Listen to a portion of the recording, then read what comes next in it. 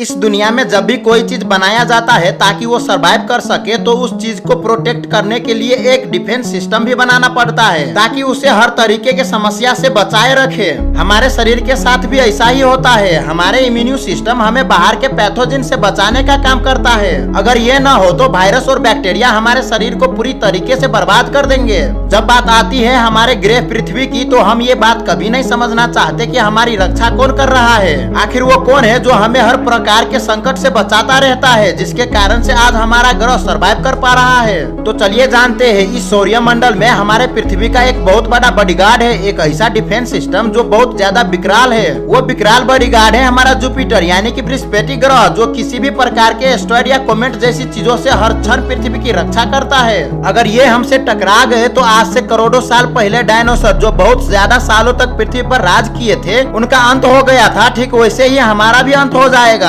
फिलहाल ये तो हम जान गए कि जुपिटर हमारे पृथ्वी का सबसे बड़ा रक्षक है, लेकिन कैसे वो हमारे पृथ्वी का रक्षा करता है, कैसे ये हमारे पृथ्वी पर जीवन के लिए सबसे जरूरी चीजों में से एक है, तो चलिए जानते हैं। जुपिटर पूरी तरीके से गैस से बना हुआ है, इसमें थोड़ा सा भी चट्टान का रूप नहीं है। पर यह भी जान ले कि जुपिटर पूरी तरीके से गैस से तो बना हुआ है, लेकिन इसमें गैस इतनी ज्यादा डेंस है कि इसमें अगर हम कोई भी पत्थर या लोहा भी फेंक दे तो ये गैस की मॉलिक्यूल्स पूरी तरीके से इन पत्थर या मेटल्स को भी तोड़ के रख देंगे। इतना ज्यादा डेंस है ये जुपिटर के गैस मॉलिक्यूल्स। जब हमारे सोलर सिस्टम का निर्माण हो रहा था तब शुरुआत में बहुत बड़े बड़े गैस की गोले एक ही जगह ग्रेविटेशनल फोर्स की वजह से कोलैप्स होकर सूर्य का निर्माण हुआ। उसके बाद जो बड़े बड़े गैस प्लैनेट है उनका निर्माण हुआ था। उनमें से सबसे पहले जुपिटर का ही निर्माण हुआ था। जब जुपिटर का निर्माण हुआ तो उसमें 90% हाइड्रोजन था और 10% हीलियम था, और आज भी इसमें ऐसा ही कंपोजिशन है। समस्या ये रह गई कि अगर जुपिटर का मास थोड़ा सा और ज्यादा बड़ा होता तो ये एक तारा होता।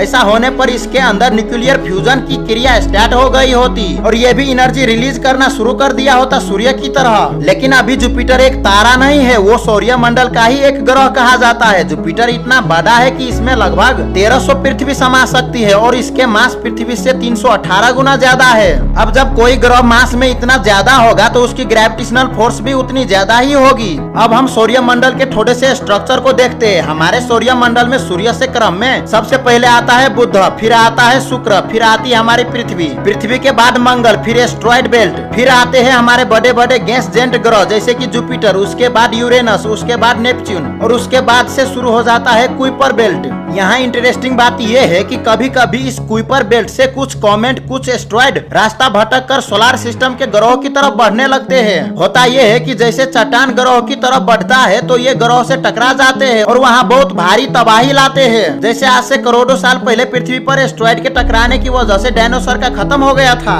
लेकिन अच्छी बात यह है कि जब ये ठोस चट्टान वाली ग्रह की तरफ बढ़ता है जैसे हमारी पृथ्वी, तो उससे पहले इन चट्टानों को गैस से बने बड़े बड़े ग्रहों से होकर गुजरना पड़ता है। और ये जब जुपिटर के पास आते हैं तो चूंकि जुपिटर का ग्रेविटेशनल फोर्स इतना ज्यादा है कि इसके कारण से ये बड़े बड़े चट्टान जुपिटर में ही जाकर समा जाते हैं और हमारे पृथ्वी की तरफ टकरा नहीं पाते हैं। अगर ऐसा हो गया कि कभी ये जुपिटर के दायरे से न आते हुए सीधे पृथ्वी की तरफ बढ़ जाए तो ये पृथ्वी पर तबाही ला देंगे। हो सकता है कि हम मनुष्यों का नाश कर देंगे जैसे डायनासोर का हो गया था। तो जब भी किसी एस्टेरॉयड या कॉमेट और इन बड़े बड़े चट्टानों को पृथ्वी से टकराना हो तो पहले उन्हें जुपिटर से सामना करना पड़ेगा। तो दोस्तों इस तरह से कुछ जुपिटर हमारी पृथ्वी की रक्षा करते हैं। तो दोस्तों आज के लिए इतना ही।